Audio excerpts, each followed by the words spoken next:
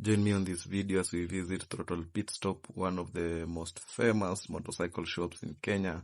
They have a variety of merchandise ranging from motorcycle safety gear, bikes, top boxes. Come with me, man. Easier when I show you than when I'm yapping all over here, bana. Come, 20. The other advantage of this place is that it's a nice place to hang out. The customer service is right. People over there are very friendly. Alafu, there are bikes there on display, so if you want to buy a bike, you can go and check the inventory there. And then it's turning into a meeting point, so if you go there, you'll find bikers, some doing service, some just hanging out there.